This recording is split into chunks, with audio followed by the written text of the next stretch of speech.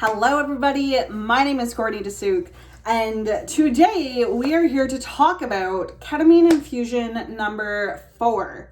So this happened last Tuesday, literally a week ago, but I wanted to take some time to, process the treatment that I've been going through, kind of let things sink in, kick in, and I wanted to kind of give you like an overall assessment of how this has gone for me so far.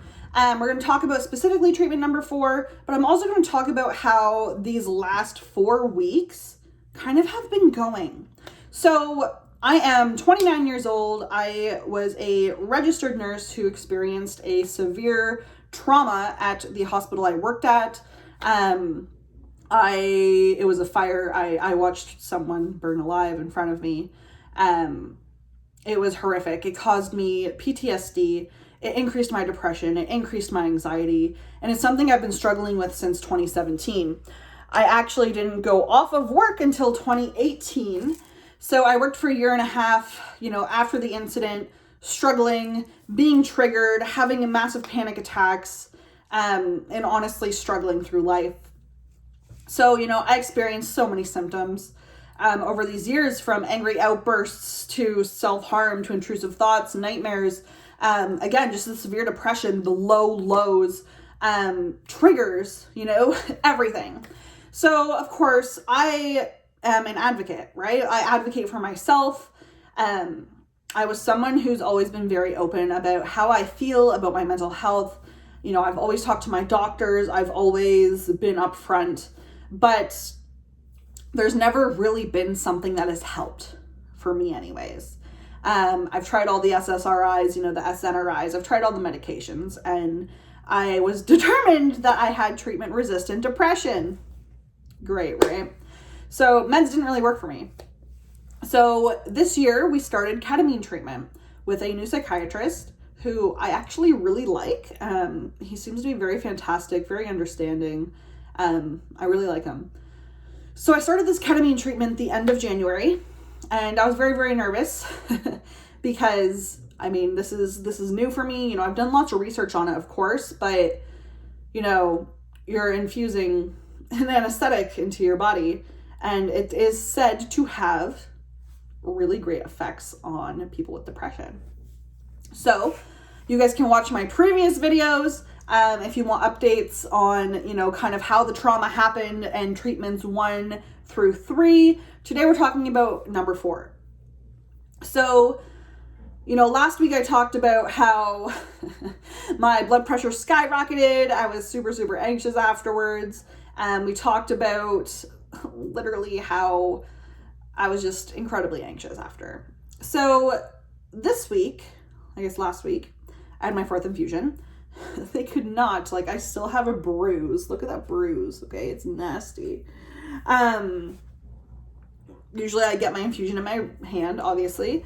And so I actually had to get poked 3 different times because they could not find my vein, and it hurt. And there's slapping your hand trying to get the vein to pop up. I'm a nurse, so I get it, but I'm still bruised a week later.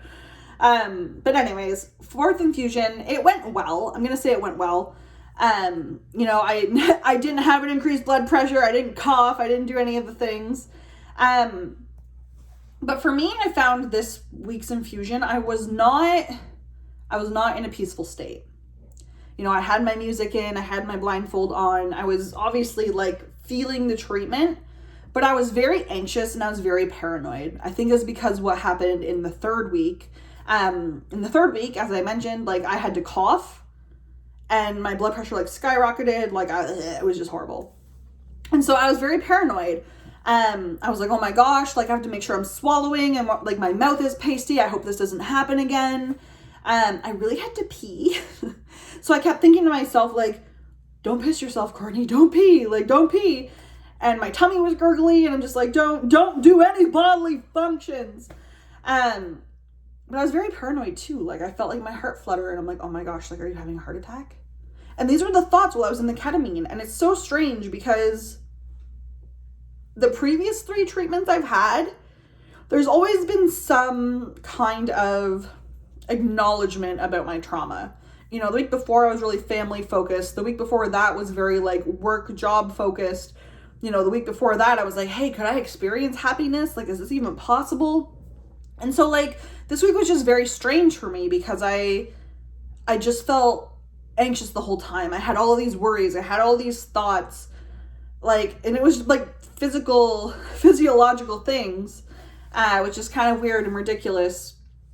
But at the same time, I'm kind of like, hey, maybe I was having these thoughts, obviously because of what happened the week before, but I was like, maybe this is, you know, being in the ketamine, maybe this is me trying to address the irrational anxiousness I have. And it's not irrational, obviously, but like, it was just so different. And so anyways, I got through the whole treatment. There was no hiccups this time, except for just the ones in my own head. But, you know, I went home this week and I've been relaxing on the couch and trying to just chill. And so anyways, I've noticed these last couple weeks, I've been a little more down than I was previously. So when I say down, I mean like I'm depressed, but I'm not. So like this is where I was before, like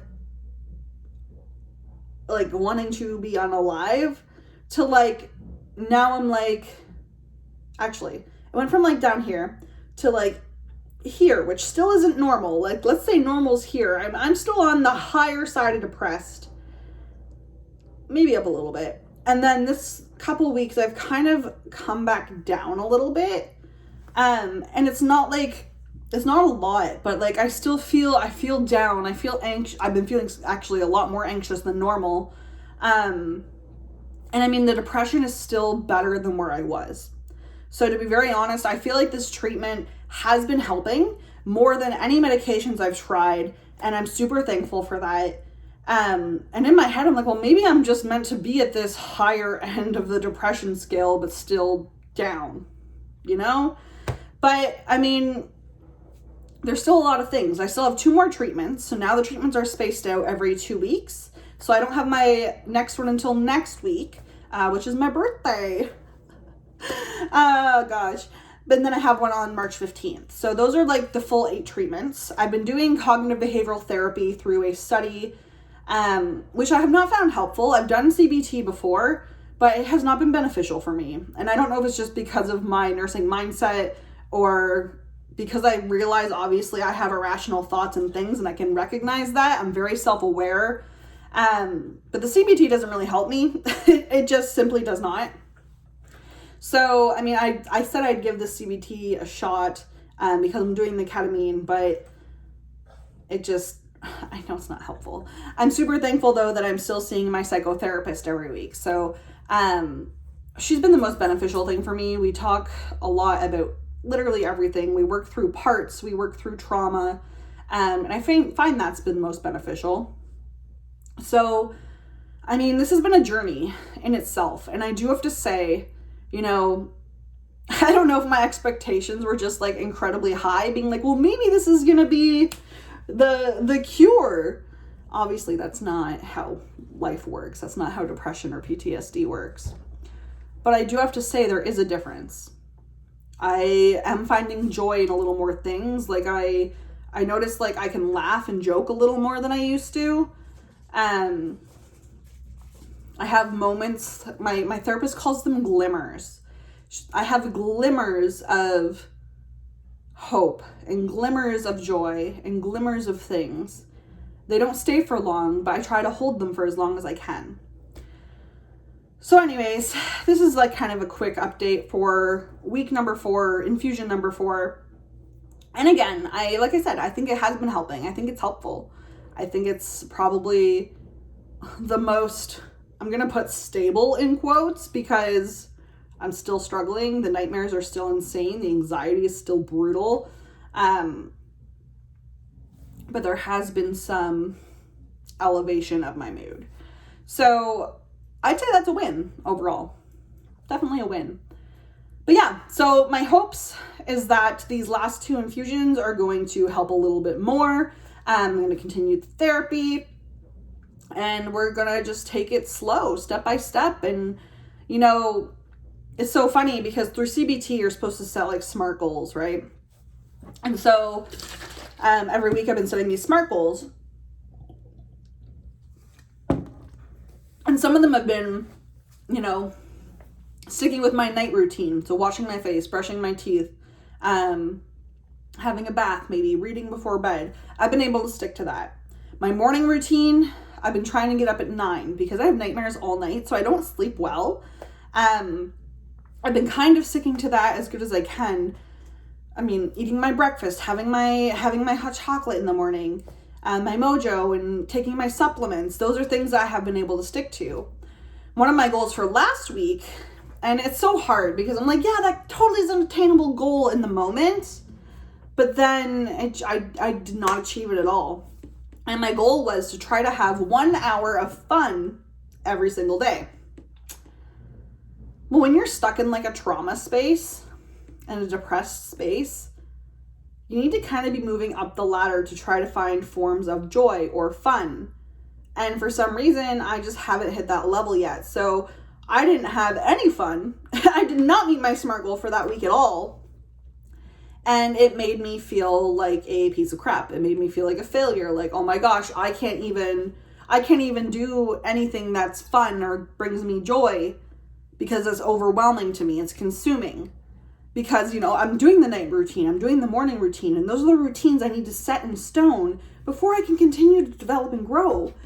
And so anyways, I kind of set myself up for failure on that one. But anyways, I readjusted my goals for this week, and I said, I'm going to try to spend 3 days this week doing half an hour of something I enjoy. And then I set another goal as well that I was going to go grocery shopping with Jessie. And I don't know what my dog was doing. And so I set my goal of going grocery shopping with Jessie. And guys, leaving the house for me, it's something I've struggled with for these last few years. The anxiety of going to a store, the potential of alarms going off, the potential of the unknown, of change, of just being in social places, it irks me. So I ended up going grocery shopping with Jessie. It was a very short, quick shop. It was very busy, which made me very uptight and nervous, but I did do it. So I feel like I have accomplished something this week, which is good. And we continue on. So I'm going to update you guys. I'm trying to think. I was going to do an update like for this week coming up, but I don't have treatment this week, right? It's every other week now. So what I'm going to do is I'm going to update you guys after my 5th infusion after March 1st, and kind of let you guys know how things are going. This next week, my goal and plan is to take the time for myself, try to find joy, find those glimmers, and try to, you know, continue these routines to get me up this ladder to function a little bit better. Anyways, guys, I just want to say thank you so much for following my journey. It honestly means the world to me. This ketamine treatment has been making a difference. It has been making an impact. Again, I think maybe my expectations might have been a little too high because I was expecting more of a quick fix, which I know that's not how life works, but I do have to say there has been improvement, and I'm super thankful for that. Anyways, guys, thank you so much for tuning in. I appreciate you. Again, my name is Courtney DeSuke, and feel free to subscribe to my channel.